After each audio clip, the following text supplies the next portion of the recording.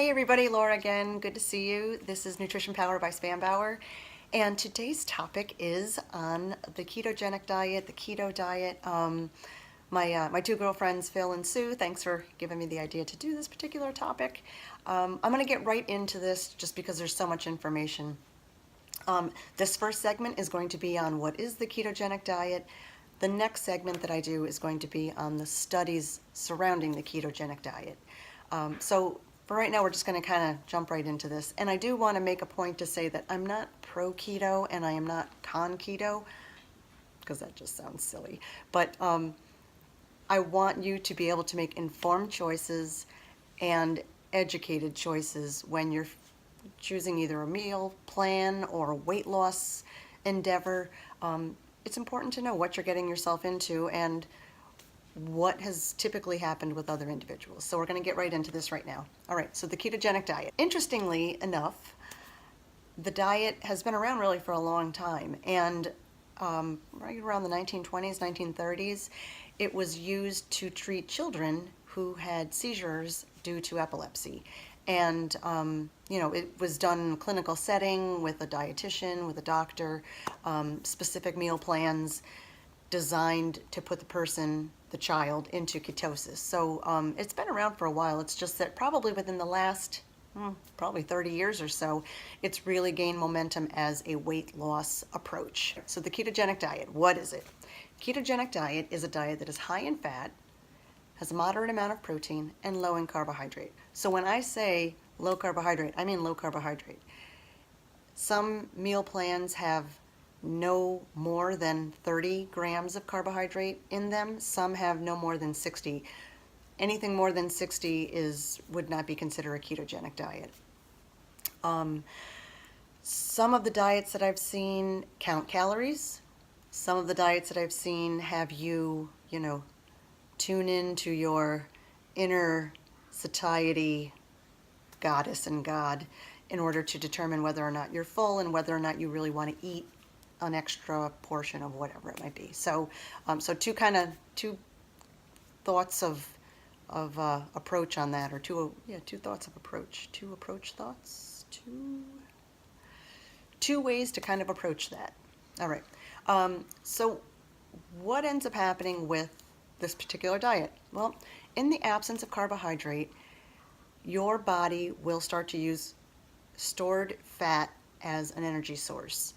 That fat, when it's metabolized, gets broken down into what are called ketone bodies. Those ketone bodies begin to circulate through the bloodstream, and a person is said to be in ketosis when there is no available carbohydrate to fuel the body. So it is this altered state. I've heard people refer to it as a normal state. It is normal for it to happen, but it is a reactionary state. When your body is without available glucose, it is said to be in starvation because your body doesn't realize that you're purposely doing this. It thinks, oh my gosh, there's no more food. What am I going to do? So it kicks the body into using available stores of fat. And that's fine, but this is not supposed to be a long-term state that the body is in. It is a reactionary state. So it wants to take care of it and then go back to homeostasis. And I think that's important for people to realize that this is not a preferred state. It's really reactionary. So these ketones start to build up in the bloodstream, and what is the result? Well, the result is usually very rapid weight loss, and that is because, at least in the first week to 2 weeks, is water weight loss, and that's because carbohydrates are called water-loving molecules. When they get broken down into carbon, and they get broken down into water. So when you take away carbohydrates from the diet, you take away that water source. And that is really a large part of the weight loss that people experience the first 2 weeks. So it takes a while for ketosis to kick in. And that, I've seen people make claims of, a couple days, and that's really not the case. To be in full ketosis can take upwards of 2 weeks, and 3 weeks for some individuals. So, keep that in mind. All right, so being on a ketogenic diet, also they make claims of improved cholesterol, lower LDL, controlling glucose, decreased insulin levels, and All of those things have actually been found in much of the research. Now, the caveat there is that these results or conclusions are typical for weight loss across the board. So whether it's the ketogenic diet or it's the X diet or the Y diet, it is common to see these results in the test subjects at the end of a weight loss study. So what does an average day look like? Well, an average day for a ketogenic diet is, if you look at this little slide that I have, and it indicates the total amount of fat that a person is going to consume during one day of eating high fat, moderate protein, and low carbohydrate. When people initially begin this diet, they're said to have what's called a keto flu, and that is the body's reaction, because remember that no carbohydrates that are available for energy put the body into a reactionary state. So your body's trying to signal you to say, hey, there's something wrong.